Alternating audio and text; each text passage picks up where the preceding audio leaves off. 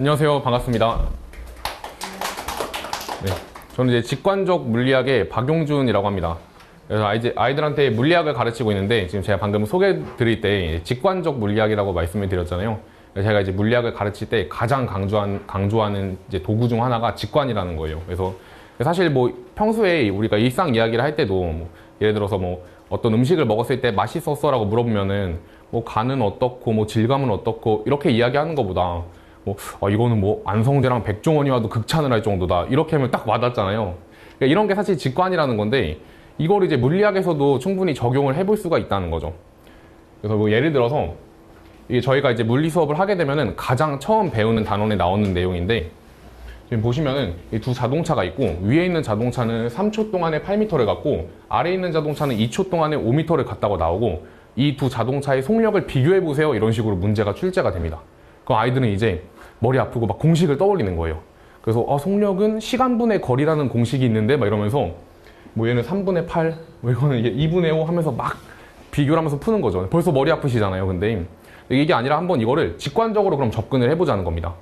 속력이라는 거는 우리가 같은 시간 동안에 속력이 빠르다는 거는 더 많은 거리를 이동할 수 있다는 거는 다 아마 이해가 가실 텐데, 그럼 한번 이 두 개의 시간을 맞춰보자는 거예요. 동일하게. 그럼 이거를 3초 동안 8m 갔으니까 그 다음 3초 동안도 8m 가겠죠. 그럼 이 위에 있는 자동차는 6초 동안에 몇 미터를 갔을까요? 네, 맞습니다. 16m. 그럼 이 아래에 있는 거는 2초 동안 5m 가니까 뭐 그 다음 2초도 5m 가고 그 다음 2초도 5m 가서 얘는 그럼 6초 동안에 혹시 몇 미터를 갔을까요? 예, 맞습니다. 그래서 지금 둘 다 제가 6초로 맞춰봤는데 위에 거는 16m 움직였고 아래 거는 15m를 움직였다는 거 알 수가 있는데, 그럼 그렇게 하면은 같은 시간 동안에 A가 더 많이 움직인 거니까 A가 더 빠르다는 겁니다. 이게 바로 물리학에서 직관이라는 건데, 지금 여기 계신 어머님분들도 뭐 물리학의 공식에 대해서 듣기만 해도 머리가 아프셨을 수도 있는데, 지금 저랑 같이 이렇게 직관을 이용해서 같이 보니까 문제가 바로 풀리는 거를 확인하실 수가 있으셨을 거고, 저는 수업할 때 이렇게 수업을 합니다. 그러니까 아이들이 그만큼 좋아할 수밖에 없어요. 왜냐면 물리는 항상 어지럽고 어렵고 공식만 쓰는 과목인데, 이제 뭐지? 왜 풀리지? 그런 얘기를 제가 가장 많이 해줍니다. 그래서 제가 이제 강조하는 이제 스킬 중에 하나고, 그래서 오늘 제가 이제 본격적으로 말씀드릴 거는 방학 때 수업이 어떻게 구성이 되어 있는지 말씀을 좀 드리고, 그 다음에 이제 제가 수업 때 가장 중요하게 생각하는 원칙 3가지가 있는데, 그래서 그거를 좀 정리해서 말씀을 드리고, 마지막으로는 뭐 컨텐츠가 어떤 식으로 준비되어 있는지 순서대로 말씀을 드려보도록 하겠습니다. 우선은 제 겨울방학 같은 경우는 기본적으로 뭐 통합반, 심화반 운영이 되는 게 있는데, 이거는 사실 이제 한영에 포커스를 맞춘 건 아니고 전반적인 아이들에 대해 포커스를 맞춘 건데, 사실 한영고 친구들이 이거를 들어도 상관은 없습니다. 근데 이제 조금 그 방향성이 다르긴 하거든요. 그래서 기본적으로 이 통합반 같은 경우는 학교에 구분을 두지 않고 받는 강의이고, 그리고 여기서 다루는 내용은 물리학의 전범위가 아니라 가장 아이들이 어려워하는 역학이라는 파트만 다루고 있습니다. 그래서 물체의 운동이나 막 속력이나 이런 걸 다루는 단원인데, 아이들이 워낙에 어려워하다 보니까 사실 이것만 탄탄하게 되면은 뒤에는 상대적으로 쉽거든요. 그래서 만약에 좀 한쪽에만 포커스를 좀 맞추고 싶다, 가장 어려운 파트에 포커스를 맞추면 그 뒤에는 상당히 난이도가 내려가니까 그거에 좀 포커스를 맞추고 싶다면 이걸로 수강을 하셔도 되고, 근데 이제 한영반 같은 경우는 따로 또 구성을 해놓기는 했습니다. 그래서 한영은 아무래도 좀 독특한 부분이 한 학기만의 물리학 원리라는 과목을 다 끝내기 때문에, 그래서 이 방학 동안에 좀 전반적인 내용을 한번 다 짚어보자 해가지고 역학은 어느 정도 압축을 했고, 나머지에 대해서 다른 단원까지 좀 넣어놨다라고 보시면 될 것 같습니다. 그래서 이제 한영고는 이렇게 진행이 될 예정이고요. 그래서 총 이제 물리학이 3단원으로 구성이 되어 있는데, 역학하고 뭐 파동, 전자기학 이 3가지 단원을 이제 모두 다 다루게 되는 강의입니다.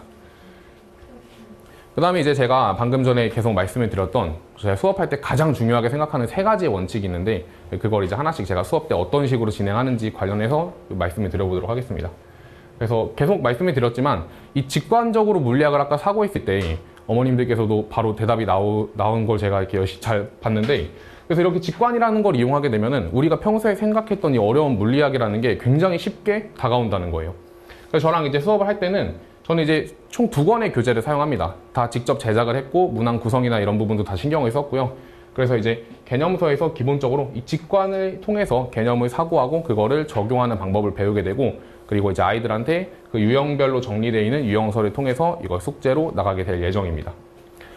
기본적인 직관에 대한 내용은 이 정도고, 그리고 사실 제가 뭐 직관만큼이나 강조하고 싶은 게 바로 이 소통에 대한 부분인데, 저는 사실 학원에서 강의하기 이전에 그 과외를 굉장히 많이 했었어요. 그래서 1대1 과외도 많이 해보고 1대 다 과외도 많이 해보고 뭐 외고 친구들도 해보고 뭐 아니면 과학고 친구들도 해보고 되게 다양한 고등학교 친구들하고 해봤는데, 그때 그 친구들 중에서는 학원에서 다니다가 나온 애들이 많았거든요. 그래서 그 아이들한테, 학생들한테 제가 학원에서 어떤 부분이 아쉬워서 나왔니? 왜냐면 서울에서 학원에 다니다가 온 친구들도 있고 이러다 보니까 그게 너무 궁금했거든요, 저는. 그럼 이제 아이들이 공통적으로 해주던 이야기가 뭐냐면, 학원은 너무 일방향으로 이제 선생님이 여러 명한테 이렇게 정보를 주다 보니까 뭔가 나한테 맞춤해서 그게 나가지가 않는 부분이 가장 불만이었다고 얘기를 하더라고요. 그래서 저는 이제 그걸 또 인지를 하고 있으니까 수업을 할 때 굉장히 좀 상호작용을 많이 하는 편입니다. 그래서 아이들이 학원 수업을 수강하러 갈 때 수업을 들으러 간다고 표현을 하잖아요. 근데 저는 사실 그 표현을 별로 안 좋아합니다. 왜냐면 저는 수업을 할 때 일방적으로 이렇게 얘기하는 게 아니라 서로 같이 좀 이야기하는 걸 굉장히 좋아해서 아이들이 수업을 들으러 가는 게 아니라 참여하러 간다고 이렇게 이야기해 주기를 원하고, 그래서 굉장히 이제 소통도 많이 하고 물어보는 것도 많이 물어보고, 그래서 굉장히 좀 친근한 분위기를 형성해서 뭔가 하나의 그 유기체적으로 움직일 수 있게끔 수업을 하는 걸 지향하고 있고, 근데 아무리 그렇게 한다고 해도 사실 개인적으로 궁금한 게 생기는 건 어쩔 수 없기 때문에, 그거는 이제 제가 클리닉을 운영해서 뭐 웬만하면 이제 제 신청서 같은 거를 양식을 보내주게 될 텐데, 그걸 이제 아이들이 작성을 해서 뭐 1시간당 뭐 예를 들어서 뭐 2명에서 3명 정도로 구성해서 조금 더 소규모로 이렇게 진행을 해서 뭐 궁금한 부분에 대해서 질문도 받고, 그리고 그거에 대해서 제가 추가 문제도 내주고 이런 식으로 진행이 될 예정이고요. 그래서 지금 이제 말씀드린 거는 아이들하고 저하고 직접 이게 대화를 하면서 할 수 있는 거에 대한 소통에 대한 얘기고, 근데 저는 사실 그것만 소통으로 생각하지는 않거든요. 무슨 말씀이냐면, 여기 이렇게 비언어적이라고 적어놨는데, 아이들이 저한테 문제를 풀어서 갖고 오고 뭐 제가 뭐 채점도 하고 아이들이 푼 것도 보게 될 텐데, 저는 사실 그것조차도 아이들이 저한테 소통을 한다고 이렇게 생각을 합니다. 문제를 제가 푼 걸 보면은 뭐 아이들이 어느 부분에서 틀렸던, 맞았던, 어떻게 생각하는지 그 발자취가 다 보이다 보니까 그거에 대해서 제 피드백을 조금 더 입체적으로 줄 수가 있고, 저는 그것도 이제 아이들에게 저한테 거는 대화라고 생각을 해서 정말 이렇게 모든 문제를 꼼꼼히 보고, 그럼 그 아이들의 약점이 파악되다 보니까 그 아이들별로 개인별로 맞춤 문제를 제가 다 직접 한 명 한 명 제공을 하게 됩니다. 그러니까 이제 분명히 1대 다로 하는 학원 수업인데 마치 좀 개인과외 같은 느낌을 많이 받을 수가 있다는 거죠. 그리고 이제 숙제 검사를 할 때도 이것도 마찬가지인데, 이게 숙제 검사에서 재밌는 부분이, 이거는 한번 아이들한테 물어보셔도 좋을 것 같은데, 이제 문제를 본인이 문제집에서 풀게 되면은 막 맞은 거는 이렇게 막 동그라미를 치고 틀린 거는 막 긋잖아요. 그럼 거기서 너는 이제 그 어떤 문제를 복습을 했니라고 물어보면은 틀린 거는 대부분 복습을 합니다. 근데 맞춤 문항은 그냥 넘어가는 경우가 많은데, 저는 이거를 굉장히 경계를 많이 하는 편이거든요.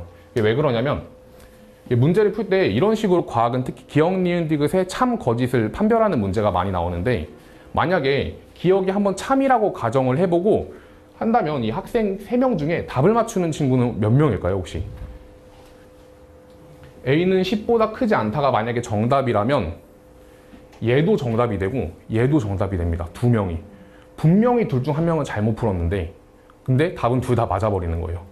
그러면 근데 이제 맞은 문제는 아이들이 잘 복습을 안 하다 보니까, 그리고 심지어 이제 답지를 체크할 때 보통 그냥 번호만 보고서 맞았다고 체크하지 해설까지 꼼꼼히 읽는 경우는 드물거든요. 근데 그 역할을 제가 어떻게 보면 하고 있는 거죠.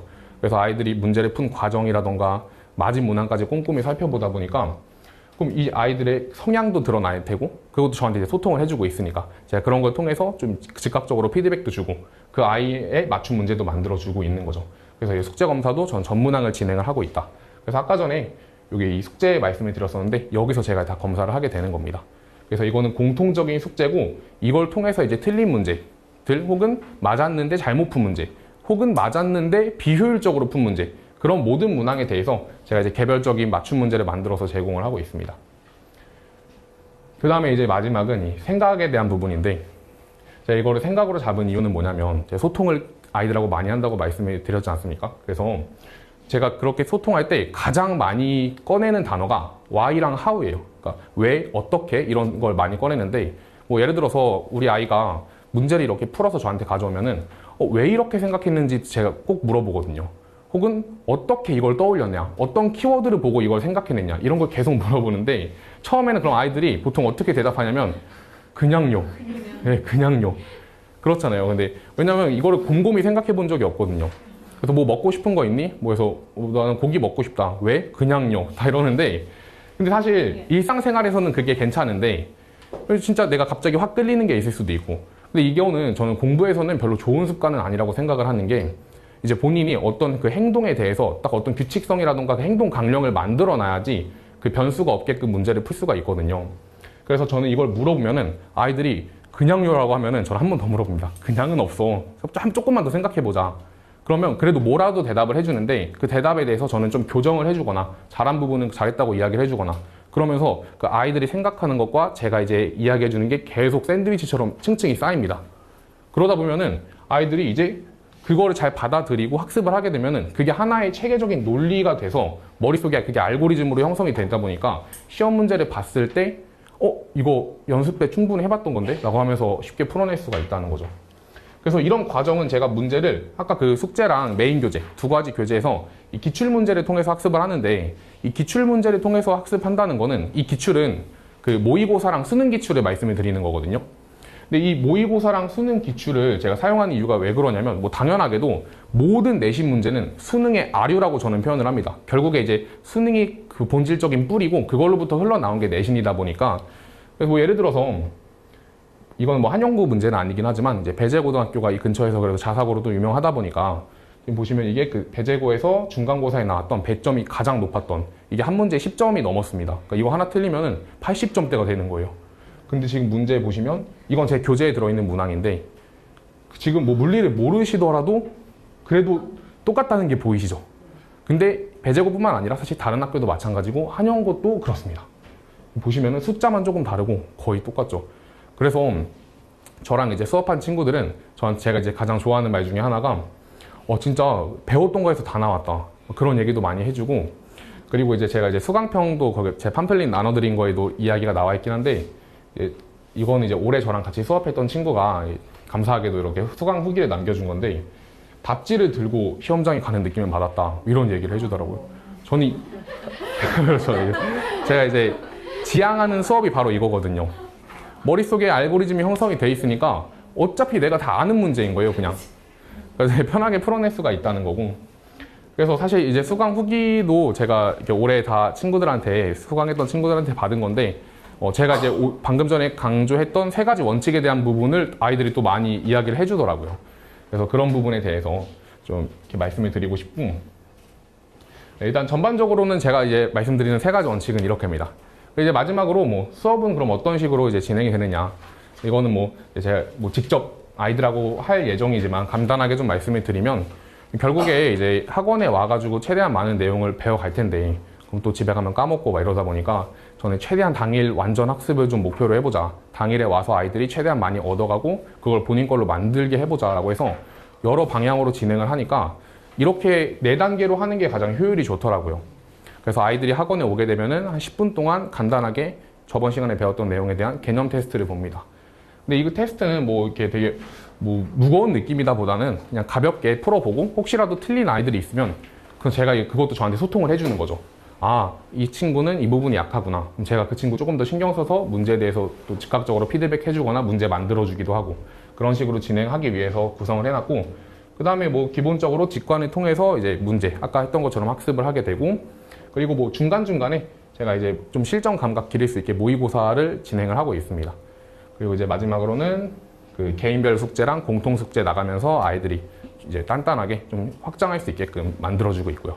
그래서 전반적으로 이제 수업 구성은 이런 식으로 진행이 돼 있고 뭐 컨텐츠도 굉장히 좀 다양하게 준비가 되어 있는데 사실 제가 이제 양적으로나 질적으로나 부족한 부분 없이 다 진행을 하고 있으니까 뭐 그런 부분은 걱정하실 필요는 없을 것 같고 그래서 아무튼 저는 이제 아까 말씀드린 대로 사실 학원에서 그 적응하지 못했거나 아니면은 학원에서 조금 어느 정도의 불만이 있어서 온 친구들하고 수업을 많이 해보다 보니까 그런 부분이 너무 안타깝더라고요. 그래서 그런 아이들이 생기지 않게끔 하는 게 제 어떻게 보면 원칙 중에 하나인 거고 그래서 이런 식으로 수업을 진행을 좀 해보려고 합니다. 그래서 일단 기본적인 설명은 여기서 마무리하도록 하고 혹시 궁금하신 부분 있으면 이어서 질문 받도록 하겠습니다. 네. 아까 그렇게 좀 가해식으로 한다는 말씀이잖아요. 한 명씩 다 챙겨주시고. 네 그렇게. 만약에 네. 애들이 좀 많아지면 그걸 만약에 뭐 숙제 검사나 네. 그런 거를 선생님들 다 하시는 그러니까 조 교수님하고 같이. 저는 제가 다 하고 있습니다. 아무리 제가 바빠도. 아, 그래요? 네, 왜냐면은 사실 최고지. 네, 저도 사실 이렇게 조교 선생님 쓰고 이렇게 채점하면 훨씬 편한데 그 제 사실 신조가 아니고. 근데 진짜 이제 많아요. 너무 많아요. 아, 그래도 제가 합니다. 제가 잠을 줄이는 한이 있어도.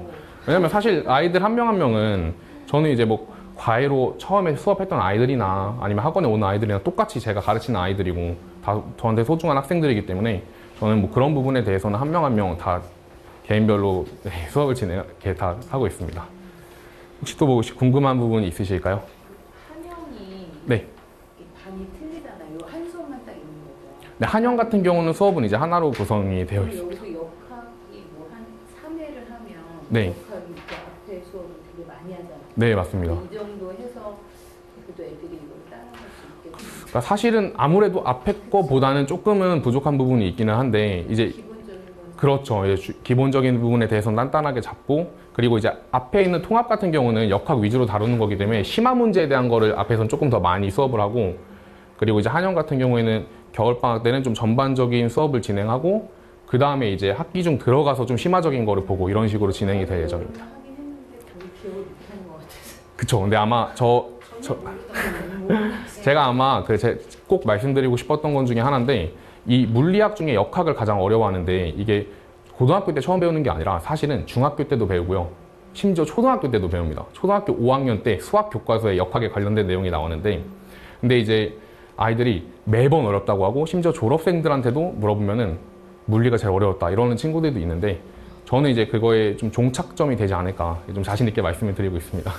아마 그래도 저랑 수업한 친구들은 그래서 얘기해보면 여전히 어려운 과목은 맞는데 그래도 이제는 할 수 있다는 그 자신감이 생겼다. 이 얘기도 많이 해주고 있고요. 네, 그래서 뭐 궁금하신 부분은 또 학원에 직접 상담 주셔도 되고 전 또 개인적인 아마 제가 나눠드린 부분에 개인 연락처가 있어서 뭐 따로 연락을 주셔도 제가 다 답변을 해드리고 있으니까 네, 혹시 네. 인쇄물 따로 못 받으셨나요? 그런가요? 제가 번호를 알려드리겠습니다. 혹시라도 필요하신 분은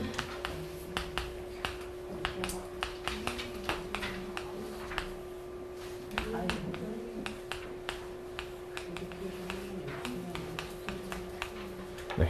그리고 뭐 이제 제가 또 개인적으로 유튜브 채널을 하나 운영을 하고 있는데 이제 그런 부분에 또 이제 아이들이 거기도 도움을 많이 받는다고 하더라고요. 그래서 뭐 그런 부분에 대한 것도 궁금하시면 말씀해 주시면 답변을 좀 드리도록 하겠습니다. 네. 네. 네. 물리를 선행한 아이들도 있고 처음 하는 아이들도 있잖아요. 네. 그래서 사실 수업할 때는 이제 한영 같은 경우는 제 통합반 같은 경우는 그거 나눠놓은 이유가 이제 한번 한 아이들은 뭐 심화로 들어라 이런 취지로 한 거긴 한데 이제 한영 같은 경우에는 제가 이제 기본은 처음 하는 아이들 기준으로 맞추기는 할 겁니다. 근데 왜냐면 이게 사실 학습을 했던 아이들 같은 경우도 막상 수업을 해보면은 생각보다 까먹거나 좀 부족한 경우가 많더라고요. 그래서 이제 그런 아이들 같은 경우는 나름 이제 나 한 번 했는데 좀 그런 생각은 할 수 있어도 사실 막상 진행해보면은 다 비슷한 상태여서 그냥 처음부터 그냥 완전 단단하게 저랑 같이 쌓아 올리자. 왜냐면 제가 종착점이 될 거니까 그냥 아예 네, 단단하게 끝내자. 그렇게 생각을 하고 있습니다. 네.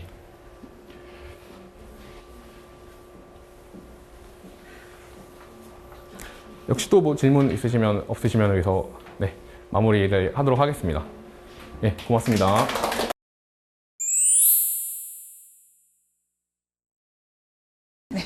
안녕하세요. 저는 행각의 차이에서 이제 화학을 가르치고 있는 한영고 화학을 가르치고 있는 강사 이은비라고 합니다. 반갑습니다.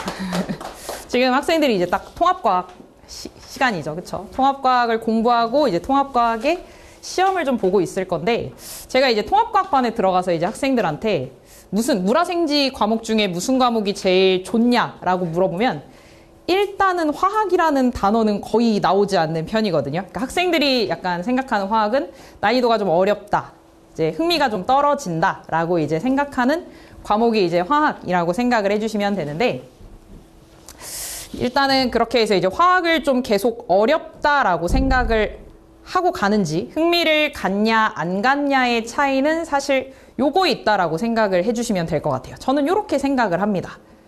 간단하게 좀 예를 한번 들어보도록 할게요. 간단하게 예를 들어보면 지금 세 개의 색깔이 이제 혼합이 되어 있는 상태인데 여기서 만약에 이제 어머님들한테 이 색깔을 분류해 주세요라고 얘기를 하면 어떻게 하시겠어요? 맞아. 색깔로 이렇게 분류하면 되는데 흰색으로 먼저 분류를 이제 하는 것보다 흰색으로 분류하는 것보다는 아무래도 개수가 좀 적게 보이는 그쵸? 파란색이나 노란색으로 먼저 분류를 하면 시간도 좀 절약할 수 있고요. 불필요한 노동도 좀 줄일 수 있을 거거든요. 요거를 화학에 좀 접목을 좀 시켜보도록 할게요. 실제 학생들이 이제 2학년에 올라가게 되면 가장 처음으로 만나는 단원에 들어있는 내용이라고 생각을 해주시면 될 거예요. 1단원에 이제 들어있는 내용에 해당이 되는데 제가 여기서 뭐 다 어머님을 상대로 막 이 파트를 막 설명할 수는 없다 보니까 간단하게만 설명을 드리면 화학 반응인데요. A라는 물질하고 B라는 물질이 반응해서 C가 생겨나는 반응이에요. 앞에 이제 숫자가 있을 건데 A가 3개 반응할 때 B는 1개 반응하고요. 그때 C는 몇 개가 생겨나죠? 2개가 생겨나겠죠. 만약에 예를 들어서 A가 5개로 시작을 해요. B를 1개로 시작을 할 거예요. C는 아직 없었대요. 이 상태에서 그러면 B가 1개가 반응하면 A는 당연히 그거의 몇 배가 반응하고요. 3배가 반응하고요. C는 몇 배가 생겨나면 돼요? 2배가 생겨나면 돼요. 때려주게 되면 A는 2가 남고 B는 다 사라져 있을 거고 C가 당연히 이만큼이 생성된 채로 있겠다. 요게 이제 화학의 제일 첫 단원인데 요 문제를 이제 난이도를 살짝 높여볼게요. 여기서 이제 차이를 좀 말씀을 드릴게요.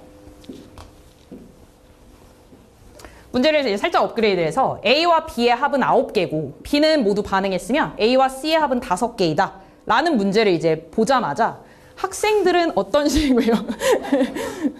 어려워 보시나요? 학생들이 이제 시작할 때 어떻게 시작을 하냐면 합이 9개니까 그러면 A는 X개 합이 9개였으니까 B는 9-X개 B가 모두 반응했다고 했으니까 9-X개가 모두 반응할 거야. B는 다 사라져 있을 거고 C 아직 없는 상태로 시작을 할 거예요. 그 상태에서 B의 몇 배가 반응해야 되죠?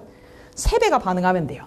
3의 9-X개 2배가 이제 생겨날 거예요. 2의 9-X개 내리면 여기서 요거 뺀 거 X의 마이너스 3의 9-X개 요거 있는 거 그대로 내리겠죠. 플러스 2의 9-X개 이때 요거의 합이 전체 몇 개 나오면 돼요?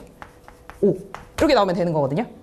자, 요런 상황에서 이 문제를 다르게 한번 제가 풀어볼게요. 자, 여기서 오른쪽에서 한번 풀어보도록 할 건데 반응 전에 합이 9개였대요. 반응 후에 합이 5개래요. 자, 다른 건 모르겠는데 얘네들은 항상 몇 대 몇 대 몇으로 반응해야 돼요? 3대 1대 2로 반응해야 돼요. A라고 하는 친구는 3개가 사라지고 B는 1개가 사라지고요. C는 2개가 생겨나야 돼요. 4개가 사라지고 2개가 생겨나요. 몇 개의 변화가 생기죠? 4개가 사라지고 2개가 생겨나요. 전체적으로 몇 줄면 돼요? 2가 줄면 되거든요. 보세요. 지금 몇이 줄어요? 4가 줄죠. 몇 배 때리면 되죠? 2배 때리면 되겠죠. 이 친구 6개 사라지면 돼요. 2개 사라지면 되고 4개 생겨나면 되죠. 오케이. 근데 여기서 B가 모두 반응했죠. 그러면 B가 몇 개 있었어요? 2개 있었어요. 합이 9개죠. A 몇 개로 시작하면 되죠? 7개. A 몇 개 남아요? 하나? 4개 생성제체로 있으면서 합을 5개로 맞춰줄 수 있어요. 차이가 좀 느껴지세요? 오케이. 그러니까 학생들이 요게 이제 학생들이 이제 이 문제는 어려운 문제도 아니에요. 제일 기본으로 배우는 이제 파트를 좀 간단하게 이제 설명을 좀 해봤는데 학생들이 이제 화학을 좀 접하는 입장에서 쉬운 길을 놔두고 좀 어렵게 이제 선택을 하게 되면 여전히 화학을 1단원으로 시작하면서 화학은 어렵다. 풀이 시간이 길다라는 생각을 하면서 시작을 할 수밖에 없을 거예요. 사실 학교 시험이라는 게 시간이 정해져 있죠.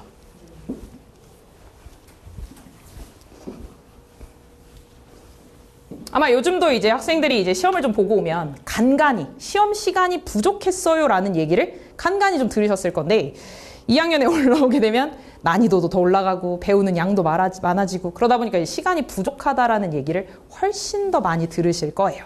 그래서 이제 시간에 대한 관리가 참 중요한 게 이제 2학년의 화학이다라고 생각을 해주시면 되는데 그래서 이제 화학을 이제 어떻게 접근하냐에 따라서 아무래도 이제 시간 어떤 방식으로 접근냐에 따라서 이제 시간에 대한 관리가 좀 중요할 거기 때문에 제가 이제 단원별로 좀 어떻게 접근을 하면 되는지 단원별로 좀 정리를 좀 해봤는데요. 한영 같은 경우에는 집중이수제죠. 집중이수제다 보니까 이게 이제 화학은 전체 4개의 단원으로 구성이 되어 있고요. 1단원, 2단원이 1학기 중간고사에 보고요. 뭐 학기별로 좀 다를 수가 있겠지만 요게 중간고사에 보고요. 요게 기말고사. 2단원이 이제 기말고사에 본다라고 생각을 해주시면 돼요. 근데 이게 1, 4단원의 결이 좀 비슷하고요. 2, 3단원의 결이 좀 비슷해요. 1, 4단원은 지금 요게 이제 단원의 명칭을 좀 적은 건 아니고요.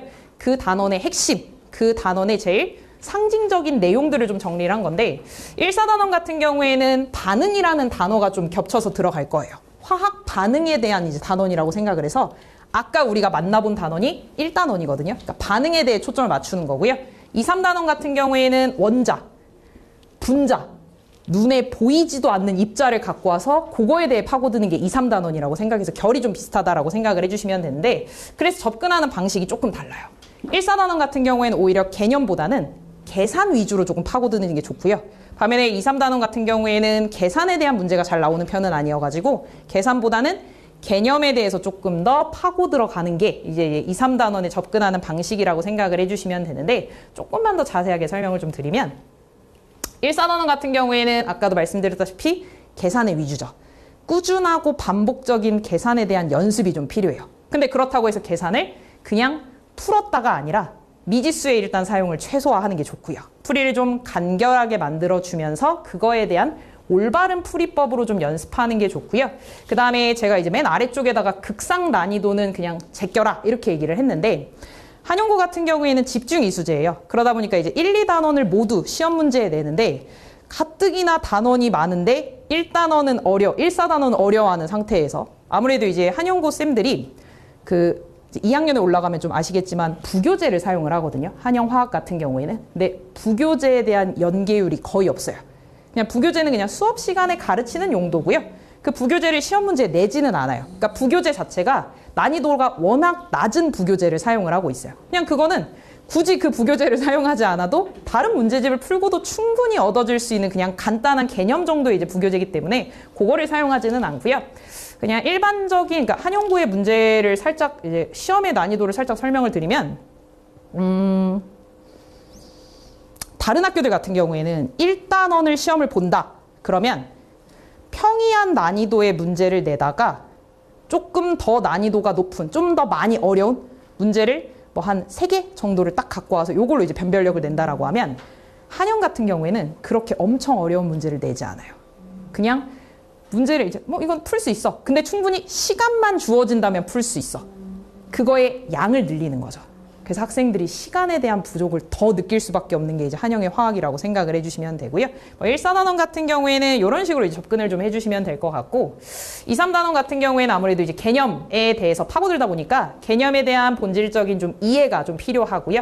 그 다음에 이제 개념에 대한 이해를 했다라고 하더라도 아무래도 시간을 좀 줄이는 풀이를 하려면 어느 정도는 그 풀이에 대한 힌트를 쓸 수 있는 그런 힌트들을 좀 암기하고 있는 게 풀이에 대해서 조금 더 빠르게 진행할 수 있다라고 생각을 해주시면 되고요.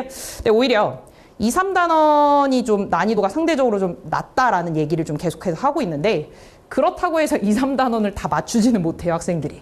대부분의 학생들이 낚임성 문제들이 좀 많이 들어가 있다 보니까 낚임성에 대한 대비까지도 해줘야 되는 게 이제 2, 3단원에 이다라고 생각을 해주시면 되는데 근데 물론 뭐 저와 함께 하면 이 모든 것들을 저와 함께 대비를 할 수 있겠죠. 네, 그러면 지금부터 이제 제가 어떤 식의 이제 컨텐츠를 가지고 수업을 진행을 하고 있는지 말씀을 좀 드려보도록 할 건데 일단은 뭐 속도감 있는 풀이를 해야 된다. 뭐 간결한 풀이를 해야 된다. 미지수의 사용을 최소화해야 된다. 뭐 낚임성 문제에 대한 대비를 해야 된다. 사실 이 모든 것들은 아무래도 개념에 대한 이해가 완벽해야지만 그거에 대해서 이제 설명을 좀 할 수 있을 거기 때문에 제가 이제 학생들 뭐 이 동네에서 이제 수업을 하는지도 이제 어느 정도 한 10년 가까이 되고 있거든요. 그래서 그렇게 이제 수업을 진행을 하면서 거의 뭐 매 학기, 매 시험마다 아직까지도 좀 수정을 거치고 있어요. 학생들이 어떤 개념을 해가 바뀔수록 어떤 개념을 좀 어려워하는지 아니면 어떻게 설명을 해야지 조금 더 쉽게 얻어갈 수 있는지에 대해서 수정을 계속 거치면서 내신에 완벽하게 맞춘 개념서로 일단 개념을 수업을 진행을 하고 있고요. 그 다음에 이제 보통 이제 개념에 대한 이해라고 하면 학생들이 이제 개념에 대한 수업을 듣고 나 이제 개념에 대해서 완벽해 라고 얘기를 하는데 사실 개념에 대한 이해는 문제에 적용하는 것까지가 사실은 개념에 대한 이해거든요. 그래서 저는 이제 책 속이라던가 아니면 따로 나눠주는 자료에 보면 학교에서 만날 수 있는 그냥 학생들이 만날 수 있는 모든 유형의 문제를 다 나눠놨어요. 그리고 그 유형별로 물어볼 수 있는, 만날 수 있는 모든 지문을 다 정리했다라고 생각을 해주시면 될 것 같아요. 그래서 보통은 한 문제당 오지선다라고 해서 오지선다로 있거나 아니면 이제 기니디 문제로 이제 기역, 니은, 디귿으로 나누는 문제가 있을 건데 지금 여기서 대충 보더라도 이제 9번까지, 막 10번까지 이렇게 있을 거거든요. 그래서 만날 수 있는 모든 지문들에 대해서 정리를 좀 했고요. 뭐 옳은 것을 모두 고르시오라는 문제가 나오기도 하고 뭐 서답형 문제로도 정리가 되기도 하고요. 아니면 틀린 문제를 고르고 틀린 답에 대해서 바르게 고치는 이제 뭐 그런 형태로도 이제 문제를 갖다가 이제 학생들한테 지급을 하면서 본인이 어떤 개념에 구멍이 뚫려 있는지를 좀 확실하게 알 수 있도록 자료를 좀 제공을 하고요. 그리고 이 모든 자료에 대해서는 항상 제 손풀이가 지급이 돼요. 근데 요거는 이 문제를 맞췄냐 못 맞췄냐를 확인하라고 주는 거는 아니고요. 학생들의 풀이랑 제 풀이를 비교하라고 지급을 해주는 거예요. 그래서 학생들이 이제 어떤 방식으로 접근을 해야지 문제를 조금 더 빠르게 갈 수 있는지, 본인이 선택하고 있는 풀이법이 시간이 좀 오래 걸리는 풀이는 아닌지, 좀 쓸데없는 시간을 쓰는 거는 아닌지 알아보게 하도록 이제 이런 식으로 이제 손풀이가 지급이 된다라고 생각을 해주시면 될 것 같고요. 그리고 이제 뭐 당연히 한영고 이제 기출 기반으로 해서 단연간에 이제 제 노트북 속에는 한영고의 한 8개년의 시험이 다 들어있는 상태라서 최다 오답하고 이제 최다 빈출 정리해서 이제 지급을 하고 있고요. 그 다음에 이제 뭐 한영고 같은 경우에도 아무래도 이제 고3 문제가 나올 수밖에 없고요. 물론 뭐 어려운 고3 문제를 다루지는 않아요. 그냥 딱 평이한 난이도에서 조금 더 높은 난이도까지 한영고에서 딱 나올 수 있는 사실은 그보다 조금 더 높은 난이도까지 다 정리해서 이제 고3 자료도 같이 다루고 있다라고 생각을 해주시면 되고요. 물론 이제 수업만 하는 건 아니고 관리도 함께 해야겠죠. 학생들이 이제 집에서 솔직히 예습 복습 안 하잖아요. 그 스스로 한다라는 거에 아쉬움이 생기니까 이제 아무래도 학원을 보내주시는 건데 저는 이제 매 수업 시간마다 한 15분에서 20분 정도를 매주 이제 누적 복습으로 좀 시작을 하거든요. 아무래도 화학이라는 단원 자체가 좀 유기적으로 연결이 좀 되어 있다 보니까 지난 시간에 배웠던 내용을 이번 시간에 무조건 쓰게 되어 있어요. 그러면서 이제 누적 복습을 좀 진행을 하면서 계속해서 이제 학생들의 좀 머리를 깨우는 시간을 가지면서 이제 함께 시작을 하고 있고요. 그리고 매번 이제 영상을 촬영을 하고 그거에 대한 이제 지급을 좀 해주면서 이제 복습해라라고 하는데 뭐 집에서도 안 하는데 솔직히 복습 영상 준다고 이게 보지는 않잖아요. 그쵸? 그래서 이제 저희 조교가 제 수업 영상을 조교가 들어요. 조교가 들어서 그거에 대해서 제 모든 얘기들을 필기노트로 만들어요. 필기노트로 만들어서 요것도 양이 많으면 안 보겠죠. 그쵸? 그래서 한 장 반에서 한 2장 최대 매 시간마다. 그래서 요거에 대한 이제 지급을 해주고 있고요. 그 시험이 끝나게 되면 요걸 이제 전체로 묶어서 한 번에 나눠주고 있고요. 그 다음에 이제 그 수업 매주에 이제 한 번씩 수업을 진행을 하고 나면 그 외에 와서 1시간 정도의 이제 클리닉을 진행을 하게 되는데 조교 한 명당 최대 학생 4명까지 해서 이제 1대4의 클리닉으로 진행을 하고 있고요.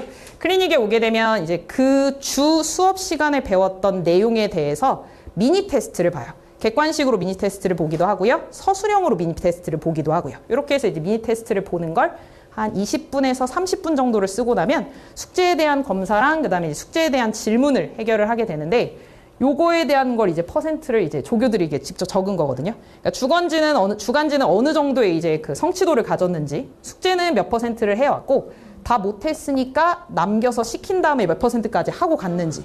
만약에 이걸 다 못하고 갔으면 화요일에 뭐 검사를 하러 온다. 네? 뭐 화요일에 검사를 한다든지, 아니면 뭐 화학에 대한 이해가 좀 많이 떨어지다 보니까 아예 조교 친구들이 옆에다 끼고 그냥 같이 풀었다라고까지 이제 써주면서 요게 이제 저한테 전달이 되고요. 요 내용 또한 어머님들한테 문자로 다 보내고 있습니다. 그리고요. 근데 아무래도 그러면 이렇게 이제 같이 풀었다라든지 성취도가 좀 많이 낮다라든지 그러면 저한테 연락을 해주겠죠. 조교들이. 매번 클리닉이 끝날 때마다 저한테 연락을 해요. 이 친구는 화학에 이해대가 좀 부족한 것 같아요. 이 파트는 괜찮은데 이 파트만 유독 좀 힘든 것 같아요.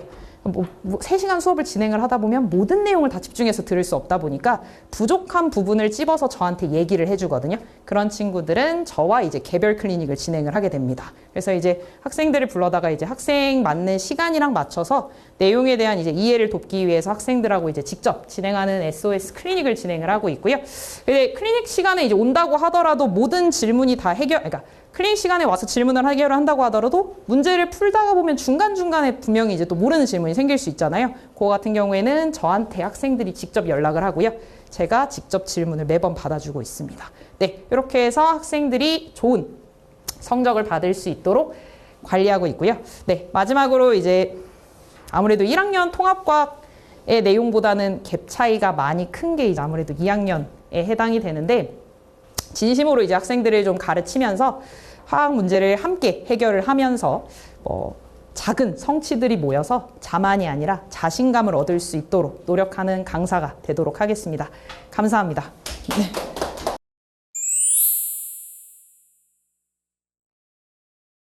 저는 한영고 생명과학을 담당하고 있고 저희 시너지팀의 팀장을 담당하고 있는 유경훈이라고 합니다. 감사합니다. 오늘은 이제 한영고 생명과학에 관련되어서 어머님들께 제가 어떻게 아이들을 이제 최상위권 또는 1등급 또는 100점을 만들어 놓을지에 대한 전략들을 설명드리기 위해서 앞에 섰고요.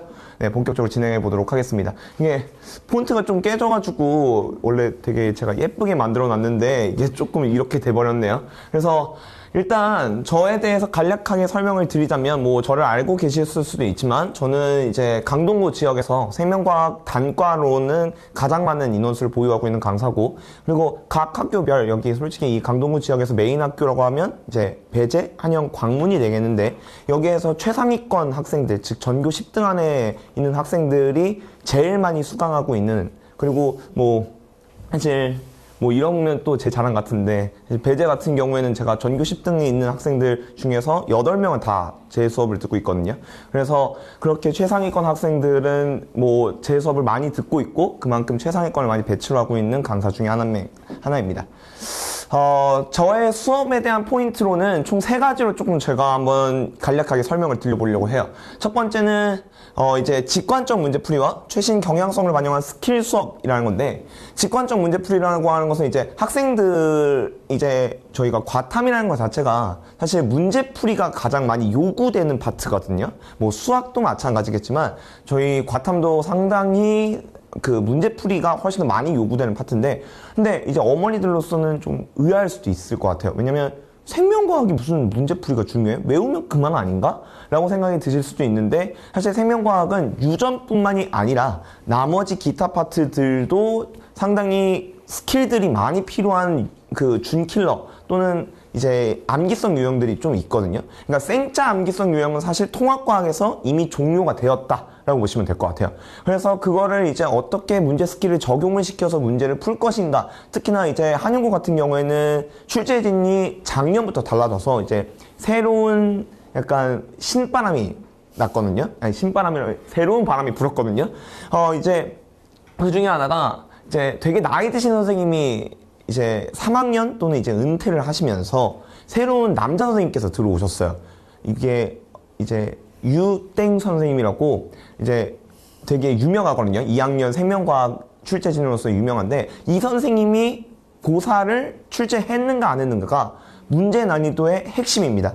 그래서 유땡 선생님이 출제를 했다 그러면 문항의 난이도가 갑자기 올라가고 애들이 1등급 컷이 좌좌좌좌 내려가거든요. 근데 그 선생님의 방법이 약간 학생들을 괴롭히는 걸 좀 좋아해요. 학생들이 이 문제 갖고 괴롭겠지를 되게 좋아하시는 선생님이거든요. 그래서 학교 수업 시간에도 야, 내가 출제했어, 너희도 이번에 진짜 어려울 거야, 막 이렇게 엄청 자랑을 하신다고 하시더라고요. 그래서 이 선생님이 출제를 했는가 안 했는가 가장 큰 요소고, 근데 그 선생님께서 킬러 파트나 준킬러 파트의 생명과학 파트를 되게 어렵게 만드시기로 유명해요. 그러니까 심지어 되게 학교 선생님들은 보통 시험 문제를 어렵게 낸다고 했을 때 자히스토리에 있는 문학을 그대로 베껴와서 약간 조건을 달리한다거나 이런 식이 보통인데, 그 선생님은 밤새 세워서 준킬러와 킬러 문항을 직접 만드세요. 그러다 보니까 그거를 대비하는 게 사실 가장 큰 관건입니다.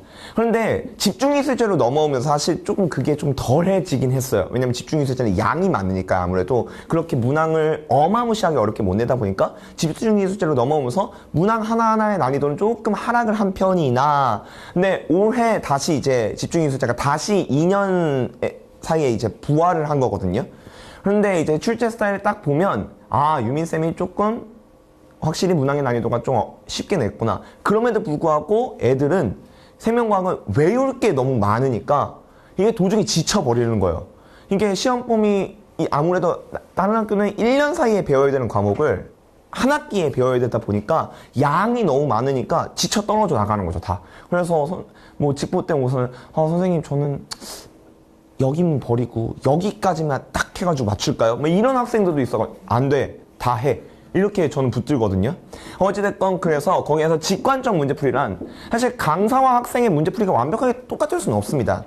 제 아무리 훈련을 시킨다고 해도 저의 문제풀이 스킬을 진짜 그대로 신이 빙의한 듯 문제 풀 수는 없거든요. 그래서 저는 학생이 할 수 있을 법한 풀이를 지향해서 굳이 막 강사니까 할 수 있는 화려한 스킬이 아닌 학생이라도 누구나 이거는 공감하고 풀 수 있을 법한 문제풀이를 이제 저는 직관적 문제풀이다라고 설명을 드리고 학생들한테 그거를 수업하고 있습니다. 그래서 이제 매해마다 이제 수능 경향성을 보고 저도 수능 경향성을 풀고 이러다 보니까 특히나 유민쌤은 그거에 또 엄청 예민하시고요. 그래서 일부러 제가 최신 경향성을 반영한 스킬 수업도 매해마다 계속 스킬화 시켜서 수업을 하고 있습니다. 두 번째는 이제 제가 요번에 이 사실 설명을 준비하면서 되게 수강후기들을 많이 받았어요. 뭐 한영고 학생들한테 수강후기도 받고 배재고한테 받았는데 이제 제일 많이 언급됐던 게 분에 넘치는 자료량이었거든요. 그러니까 제가 거의 이 강동 벌목군이에요. 그래가지고 그냥 애들한테 자료를 쏟아 부어서 어떻게든 양으로 해가지고 사실 내신 점수를 잡는 게 이제 저의 방법 중에 하나인데, 사실 생명과학은 다양한 유형을 얼마만큼 사전에 경험했는가가 사실 가장 큰 관건이거든요. 물화 같은 경우에는 수능적 유형을 얼마만큼 너가 집요하게 해결했는가 라면, 생명과학은 저기 있는 지엽적 개념, 여기에 있는 낚시성 개념, 저 구석에 있는 새로운 신자료, 요거를 얼마만큼 너희들이 대비했는가가 사실 가장 큰 관건 중에 하나예요. 그러다 보니까 양으로 사실 잡는 게 어떻게 보면 생명과학의 1등급의 비결이라고 볼 수가 있습니다. 그래서 제가 최대한 양을 공급을 해가지고 아이들이 모든 유형을 사전에 경험하게끔 하는 게 저의 두 번째 수업 포인트라고 보시면 되고, 세 번째는 이제 학생들이 아무래도 많이 어려워합니다. 생명과학을 이제 제일 많이 어려워하는 이유 중에 하나가, 통합과학의 생명과학은 생원이랑 아무런 관련이 없어요. 물화, 지 파트는 다 지구학원, 물리화학원과는 다 관련이 되어 있거든요. 통합과학에 있는. 근데 생명과학만 관련이 없어요. 왜냐면 생초에 있는 내용이 내려왔거든요. 그러다 보니까 애들은 분명 내가 통합과학에 있는 생명과학은 분명 잘했고 나는 할만했는데 왜 이렇게 생명과학 1은 어렵지? 라고 하는 갭 차이가 가장 심한 과목 중에 하나거든요.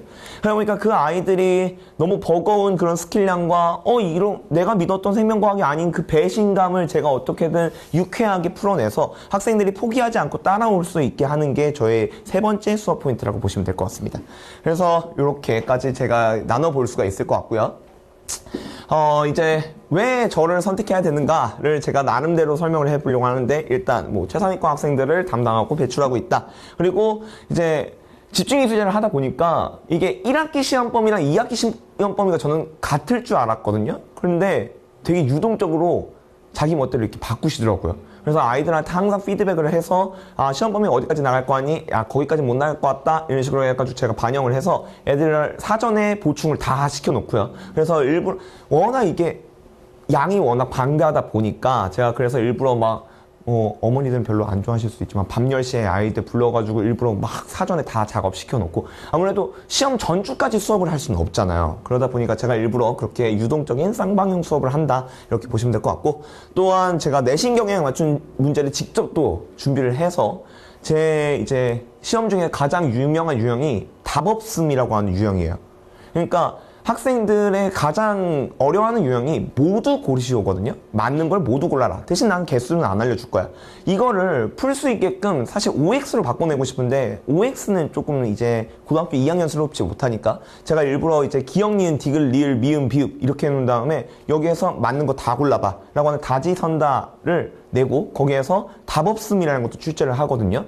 그냥 기역, 니은, 디귿, 리을, 미음, 비읍이 다 틀렸어. 이렇게도 출제를 합니다. 그래서 최대한 이 아이들이 맞는 진짜 알아서 맞추는 건가 아니면 눈치껏 찢는 건가를 정확하게 테스트하기 위한 거라고 보시면 될 것 같고 그걸 제가 일부러 한영고 기출문항을 기역부터 비읍까지 선지로 싹 변형을 시켜놔가지고 최대한 다양한 훈련을 하고 있다 이렇게 보시면 될 것 같아요.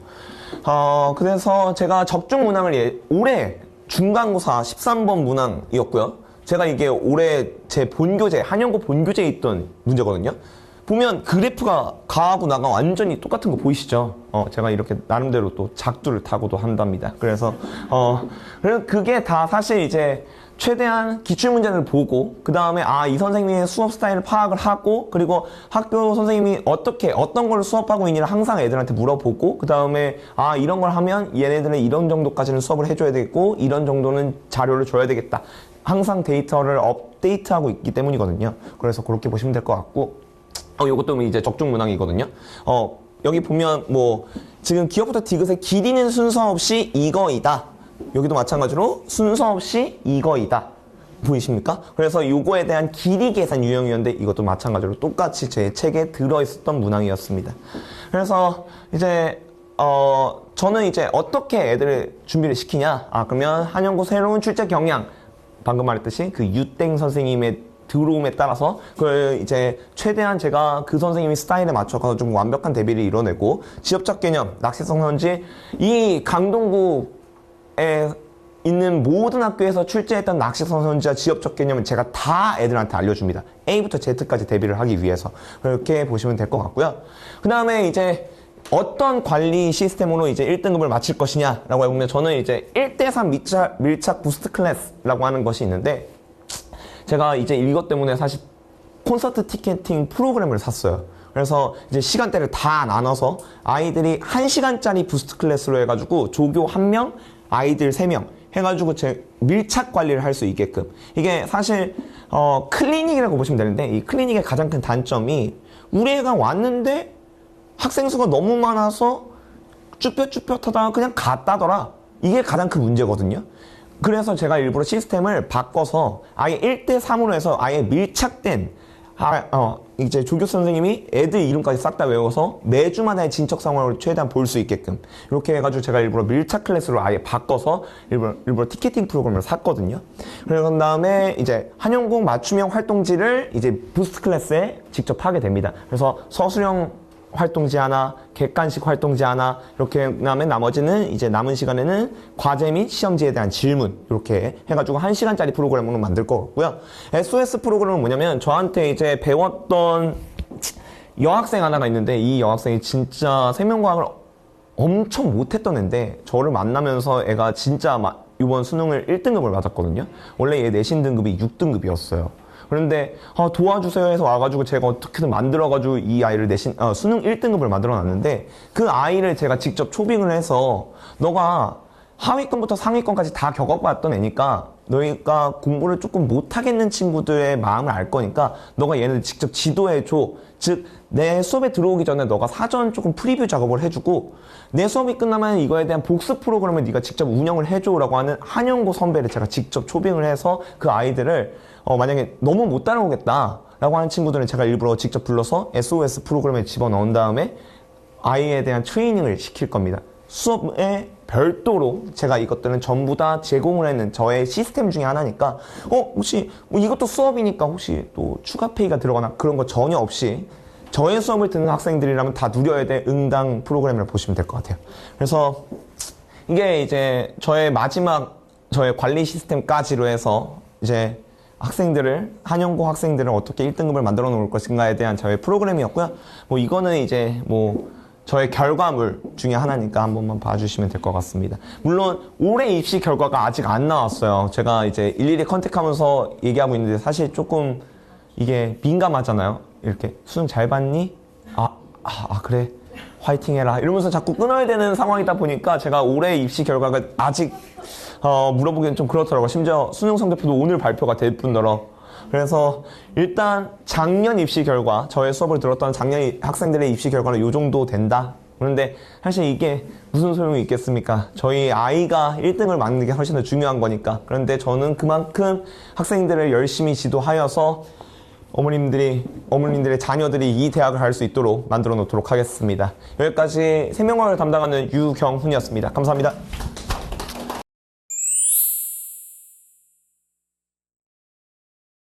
네, 안녕하세요. 저는 시너지 팀에서 지구과학 파트를 맡고 있는 곽민재라고 합니다. 네. 제가 사실 여기 앞에 선 이유 자체가 저를 좀 소개하기 위해서이기도 하지만 이제 고이 어머니들 대상으로 어느 정도 지구과학에 대한 정보를 조금 알려드리고 싶어가지고 선 게 조금 크거든요. 혹시 아이가 고2 때 지구과학 내신을 선택하신 학부모님들 계실까요? 대부분 다 하셨을까요? 사실 고2 아직까지 어느 정도 바뀔 수 있다라는 여지를 조금 가지고 간단하게 지구과학 선택했을 때의 장점을 간단하게 설명을 해드리면 수시러들도 어느 정도 좋고요. 정시러들도 어느 정도 좋은 게 먼저 수시러들부터 얘기를 해드리자면은 사실 지구과학이라고 생각을 하시면 어머니들이 굉장히 쉽다, 그리고 학생들도 그렇게 생각하시는 경향이 조금 있거든요. 그러다 보니까 하위권 혹은 중하위권 학생들이 거의 필수적으로 많이 선택을 합니다. 그러니까 어느 정도 중상위권에서 상위권 학생들은 내신 따기가 굉장히 쉬워요. 어느 정도 공부만 조금만 받쳐준다면 어느 정도 내신 따기가 굉장히 쉬워서 수시 친구들한테는 어느 정도 완전 포지티브한 약간 장점이 있다라고 보시면 되고요. 지금 정시도 마찬가지로 과탐 하나, 사탐 하나가 선택하는 비중이 굉장히 높아지고 있는 시점에서 물리랑 화학 같은 경우는 아무래도 고1 때로 고였는데 더 고여져 버렸고, 생명이랑 지구과학이 남았는데 그 생명도 마찬가지로 버리고 사탐으로 트는 친구들이 많아져서 이제 어느 정도 살아남은 과목이 지구과학이거든요. 그래서 이번 수능이 지구과학이 조금 어려워진 경향성이 조금 있었습니다. 그러다 보니까 정시러들, 즉 정시를 준비하는 친구들 입장에서 사실 한 번 공부하는 것보다 여러 번 공부하는 게 당연히 점수가 나오기를 더 쉽겠죠. 그러다 보니까 어느 정도 고2 때 한번 공부하고 그 다음에 고3 때 한번 공부하는 게, 사실 과탐에 대한 등급을 따내는 게 같은 3학년을 대상으로 따내는 게 아니라 재수생, 그건 N수생을 위해서 따내는 거이기 때문에 그 N수생들은 마찬가지로 탐구를 굉장히 오랫동안 공부한 이제 학생들이 물론 어느 정도 약간 경쟁성이 생기지 않을까라고 생각을 해서 이제 고2 때 어느 정도 지구과학을 공부하고 고3 때 또 추가적으로 선택하는 게 좀 더 낫다라고 저는 생각을 합니다. 사실 한영고는 집중이수제이기 때문에 1학기 때 지구과학을 선택하시는 분들도 계실 거고요. 2학기 때 지구과학을 선택하는 분들도 계실 텐데, 간단하게 타 학교와 추가적으로 한영고를 집중해서 어느 정도의 경향성을 얘기를 해주자면, 배재고랑 광문고가 이 주변의 주요 학교인데, 배재고 같은 경우는 어느 정도 그냥 수능에 정말 너네 수능 공부만 해라 라고 하는 경향성으로 고3 기출 문제를 대부분 출제합니다. 반면에 한영고 같은 경우는 부교재를 이번 연도 같은 경우는 수능특강을 사용했거든요. 그래서 수능특강 변형 문제, 그리고 수능특강에 직접적인 연계가 되는 문제들이 내신으로 많이 나왔습니다. 그러다 보니까 수능특강은 어느 정도 고3을 난이도를 맞춰서 나온 교재이다 보니까 난이도가 그렇게 쉽지는 않습니다. 특히 1학기 같은 경우는 어느 정도 학생들이 한 번 했고 동일한 과정을 2학기 때 다른 학생들이 하는 거기 때문에 2학기 때가 좀 더 지구과학에 대한 난이도가 조금 높습니다. 1학기 때가 조금 더 쉬웠고요. 2학기 때가 조금 더 어려웠어요. 그러다 보니까 한영고 같은 경우는 고3 기출 문제가 어느 정도 연계가 되긴 합니다. 그런데 직접적으로 연계가 되는 게 아니라 자료 하나 띡 와놓고선 그걸 연계되고요. 그리고 학교 프린터랑 교과서 선생님들이 말씀하시는 것도 반영이 은근 많이 됩니다. 그 다음에 방금도 말씀드렸지만 수능특강 같은 게 어느 정도 부교재로 사용되고 있기 때문에 연계율이 상대적으로 굉장히 높다라고 알고 계시면 될 것 같습니다. 자, 그래서 제가 내신 추가적으로 겨울방학에 위해서 준비한 포인트 같은 경우는, 당연하게 지구과학 같은 경우는 암기성 과목이 사실 절대 아닙니다. 이해를 기반으로 한 암기라고 저는 생각을 하는데, 암기성으로 문제를 푸는 거, 지구과학 문제를 푸는 건 통합과학에서 끝입니다. 어느 정도 그 기본 개념을, 이 문제를 보고 이 개념에 이 정보를 활용해서 문제를 풀어야겠구나 라고 하기 위해서 굉장히 저는 티칭을 많이 하고, 그리고 스킬을 많이 아이들한테 학습시켜주는 편이거든요. 그래서 당연히 기초개념 확실히 하고요, 지엽절, 학교별로 지엽절 개념 당연히 찝어드리고요. 그러면서 1대1 맞춤지도, 이게 저는 사실 지구과학이다 보니까 다른 타 과목에 비해서 인원수가 그렇게 많지 않습니다. 그러다 보니까 저는 학생 1대1로 좀 어떻게 보면 좀 찌근덕대는 느낌이지만 학생 1대1로 약간 너 이거 왜 안 했니? 이거 왜 못하는지 최대한 저는 알려고 하고 노력을 하고 있습니다. 그 다음에 당연히 스킬적인 문제풀이는 당연히 완벽하게 준비할 수 있게 도와드리도록 하겠습니다. 그러다 보니까 이제 겨울방학부터 내신까지 어느 정도 커리큘럼을 설명해 드릴 텐데요. 겨울방학 같은 경우는 9주차로 진행합니다. 사실 한영고 맞춤으로 제가 심화 과정으로 전범위에 맞춰가지고 학생들이 어려워하는 부분만 찝어서 나가는 파트가 있고요. 그리고 이거 같은 왼쪽 같은 경우는 한영고 학생이 당연히 수강을 하셔도 되지만 이 비우주 같은 경우는 중간고사 파트, 그 다음에 기말고사 파트의 앞부분까지 나갑니다. 지구과학은 크게 세 가지로 구성된다라고 보시면 되는데 1단원, 2단원, 3단원입니다. 1단원은 고체지구, 2단원은 유체지구, 3단원은 우주인데 이 우주 전까지 나간다라고 보시면 될 것 같아요. 이게 고체, 이게 유체, 이게 우주 파트인데 여기까지가 이 왼쪽 커리에는 나간다라고 보시면 될 것 같습니다. 만약에 지구과학 같은 경우는 그래도 쉬운 건 혼자 할 수 있겠지 라고 생각이 드시면은 이 오른쪽 심화 과정을 들으셔도 되고요. 만약에 너무 통합과학에 봤을 때 이거 너무 이해하는 것도 느리고 지구과학을 특히 어려워한다 라고 하시는 분들은 어느 정도 이 왼쪽 것도 듣는 것도 저는 추천해 드리는 바가 되겠습니다.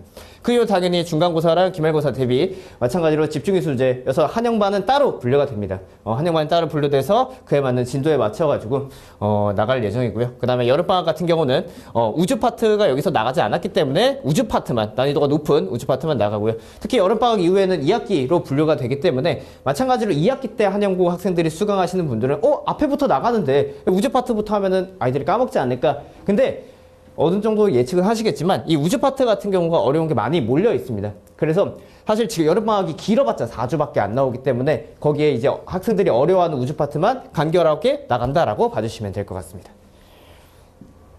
당연히 시스템, 저는 관리를 정말 중요시하기 때문에 사실 지구과학은 공부만 하면 등급이 나옵니다. 아이들이 공부를 안 하기 때문에 등급이 안 나오는데 정말 안 해요. 진짜 너무 안 하기 때문에 제가 집중력의 관리를 위해서 여러 가지 프로그램을 계속 개발하고 바꾸고 있습니다. 당연히 주간 학습지 및 주간 숙제는 당연히 나가고요. 위클리 테스트, 한영고반 같은 경우는 제가 시간적인 여유가 있으면 나가는데 내신 같은 경우는 조금 진도 나가기가 너무 바빠가지고 위클리 테스트는 점차 지나가고 있는데 진행하지는 못하고 있습니다. 위클리 테스트 같은 경우는. 그리고 복습 영상은 당연히 제공되고요. 그리고 수업이 끝난 이후, 그 다음에 클리닉 이후에 저는 부스트 클래스라는 이 1대3 클리닉을 진행하고 있는데 학생들이 어느 정도 성취도를 가지고 어떤 공부를 했는지를 주간 리포트 총 2회 보내준다라고 생각하시면 될 것 같아요. 한 번에는 수업 끝나고 한 번에는 클리닉 이후에. 그리고 1대3 클리닉 같은 경우는 저 혹은 제가 만약에 수업 중이라면은 조교쌤이 들어갈 텐데 많아봤자 3명. 을 관리한다라고 봐주시면 될 것 같습니다. 이때 같은 경우는 크게 두 가지 한다라고 보시면 될 것 같은데 첫 번째로는 주간지입니다. 그리고 두 번째로는 숙제